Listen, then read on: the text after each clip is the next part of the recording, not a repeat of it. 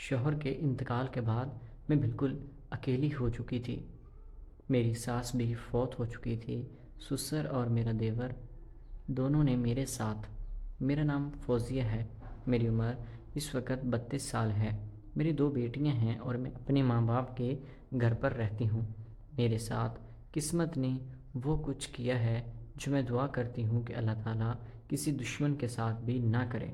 تو کہانی شروع کرتے ہیں۔ ہم لوگ 4 بہنیں تھیں۔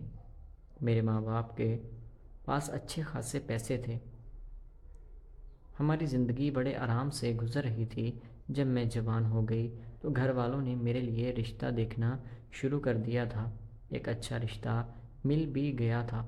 لڑکا پولیس میں کام کرتا تھا اور اچھی خاصی تنخواہ بھی تھی، اور گھر والوں نے یہی فیصلہ کیا تھا کہ مجھے اس کے ساتھ بیاہ دیا جائے گا۔ میری شادی سردیوں کے دنوں میں ہوئی تھی، تو میں نے بہت انجوائے کیا تھا۔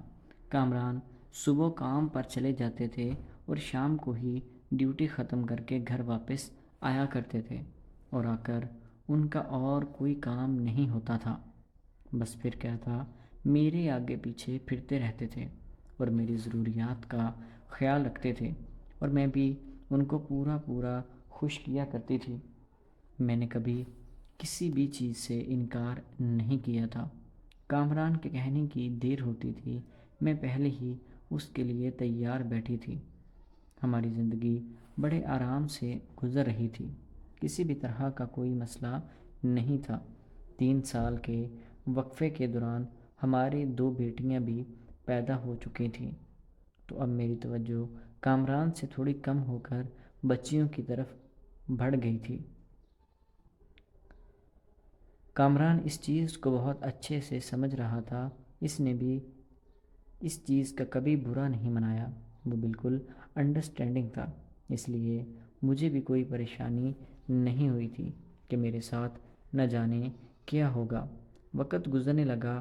میری بیٹی بڑی 5 سال کی تھی اور چھوٹی 3.5 سال کی ہو چکی تھی کہ اچانک پولیس مقابلے میں میرے شوہر کا انتقال ہو چکا تھا، اور اب وہ اس دنیا میں نہیں رہا تھا۔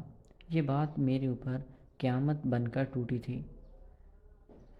مجھے سمجھ نہیں آتا تھا کہ میں کیا کروں، کیونکہ میرا اور کوئی بھی سہارا نہیں تھا۔ نہ میرا کوئی بیٹا تھا اور نہ ہی گھر والوں کی طرف سے کوئی اس طرح کا معاملہ تھا کہ جس کے سہارے پر میں یہاں پر بیٹھی رہوں۔ عدت تو میں نے جیسے تیسے پوری کی، لیکن اس کے فوراً بعد میں نے ایک چیز محسوس کی تھی کہ میرے گھر میں صرف میرا دیور اور میرا سسر ہوا کرتے تھے۔ میری ساس کا بھی انتقال ہو چکا تھا۔ سسر بہت جوان تھا اور دیور بھی۔ اب دونوں مردوں میں اکیلی عورت۔ مجھے سمجھ نہیں آتا تھا کہ میں کہاں جاؤں اور کہاں اپنا سر ڈھانپنے کے لیے چھت ڈھونڈوں۔ میں پچھلے کچھ دنوں سے محسوس کر رہی تھی کہ میرا سسر چوری چپکے مجھے دیکھا کرتا ہے، خاص طور پر اس وقت جب میں اپنے کمرے میں بالکل اکیلی ہوتی ہوں۔ بچیاں اسکول چلی جاتی تھی، گھر میں اور میرا سسر ہی ہوا کرتے تھے۔ دیور بھی شام میں واپس آتا تھا۔ سسر چھپ چھپ کر مجھ سے دیکھا کرتا تھا، جیسے لگ رہا ہو کہ جیسے اس کی میرے اوپر غلط نظر ہے، لیکن میں یہ بات کسی کو بھی بتا نہیں سکتی تھی۔ سب نے مجھے ہی برا بھلا کہنا تھا کہ باپ جیسے شخص پر کیسا الزام میں لگا رہی ہوں، حالانکہ عورت کو ان چیزوں کا سب سے پہلے پتہ چل جاتا ہے۔ تڑپ اور پیاس میرے اندر بھی بہت تھی، لیکن جو چیزیں میرے سسر نے شروع کی تھی مجھے وہ بالکل بھی اچھی نہیں لگ رہی تھیں۔ دن میں سسر میری طرف ایسے دیکھتا رہتا تھا اور رات میں موقع پانے کی تلاش میں میرا دیور ہوتا تھا۔ ایک بار میں رات کو سو رہی تھی کہ میرا دیور میرے کمرے میں آ گیا۔ میری بچیاں بھی سو رہی تھیں اور وہ کہنے لگا کہ بھابھی میں بہت اکیلا محسوس کر رہا ہوں، اس لیے آپ کا ساتھ چاہیے، تو میں آپ کے پاس آ گیا ہوں۔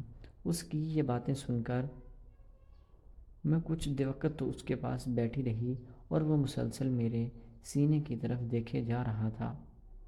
یہ بات مجھے بہت بری بھی محسوس ہونے لگی تھی، حالانکہ کبھی کبھار میرے ذہن میں بھی یہ چیز آتی تھی کہ گھر والوں سے بات کر کے میں دیور سے ہی شادی کر لوں گی تاکہ مجھے یہ گھر نہ چھوڑنا پڑے، لیکن یہ بھی سمجھ نہیں آتا تھا کہ میں یہ بات کس کے ساتھ کروں۔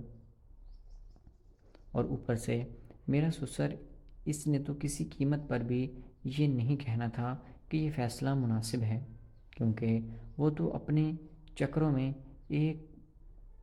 میں تھا۔ ایک بار میں بچیوں کو اسکول سے واپس لے کر جا رہی تھی کہ دیکھا کہ میرے سسر اور میرا دیور دونوں گھر میں لڑ رہے ہیں۔ جب میں نے یہ وجہ پوچھی تو دونوں نے خاموشی سے اپنے اپنے راستے لے لیے، کسی نے بھی مجھے سچ بات نہ بتائی۔ میں نے بہت سوچا اور پھر پوچھا تو کہیں جا کر میرے دیور نے مجھے بتایا کہ میرا والد تم سے شادی کرنا چاہتا ہے، اور اس سے بچانے کے لیے میں نے بھی یہ کہہ دیا ہے کہ فوزیہ کے ساتھ شادی میں کروں گا۔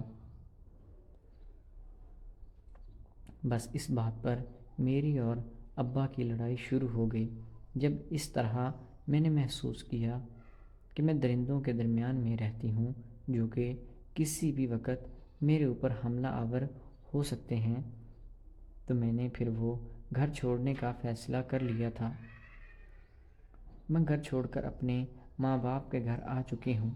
کچھ عرصہ وقت گزرتا رہا اور سسر کا انتقال ہو چکا تھا، اور پھر دیور نے کسی جاننے والے کے ذریعے یہ پیغام بھیجا تھا کہ وہ مجھ سے شادی کرنا چاہتا ہے اور مجھے اپنی بیوی بنا کر اپنے گھر میں رکھے گا۔ تو میں نے محسوس کیا کہ فیصلہ اب ٹھیک ہے، مناسب رہے گا۔ تو گھر والوں نے میری شادی کا فیصلہ کر لیا تھا، اور آج سے ٹھیک 1 ہفتے بعد میری شادی ہے۔ تو دوستو، میری آپ سب لوگوں سے گزارش ہے کہ اگر مشکل وقت کبھی آ بھی جائے تو صبر و تحمل اور حکمت عملی سے فیصلہ لینا چاہیے، نہ کہ جلد بازی میں آ کر کوئی اس طرح کا قدم اٹھا لیں کہ آپ کو ساری زندگی پچھتانا پڑے۔ دعا ہے کہ اللہ تعالیٰ سب کی بہن بیٹیوں کی عزتیں محفوظ رکھیں۔